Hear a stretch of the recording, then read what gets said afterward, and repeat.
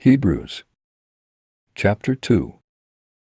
Therefore, we ought to pay greater attention to the things that were heard, lest perhaps we drift away.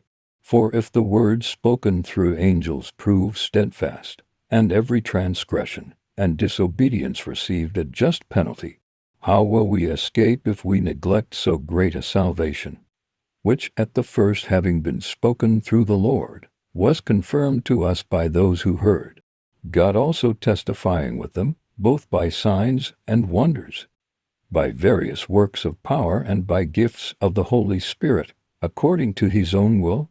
For he didn't subject the world to come, of which we speak, to angels.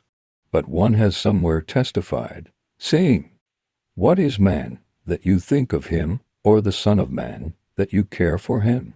You made him a little lower than the angels. You crowned him with glory and honor.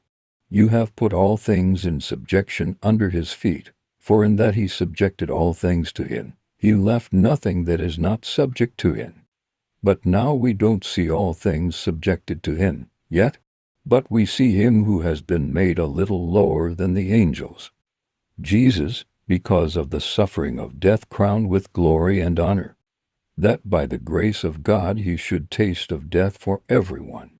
For it became him, for whom are all things, and through whom are all things, in bringing many children to glory, to make the author of their salvation perfect through sufferings.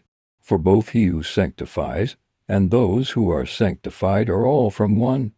For which cause he is not ashamed to call them brothers and sisters, saying, I will declare your name to my brothers. Among the congregation I will sing your praise. Again, I will put my trust in him. Again, behold, here I am, with the children whom God has given me. Since then the children have shared in flesh and blood. He also himself, in the same way partook of the same, that through death he might bring to nothing him who had the power of death, that is, the devil, and might deliver all of them who through fear of death were all their lifetime subject to bondage. For most certainly, he doesn't give help to angels, but he gives help to the seeds of Abraham.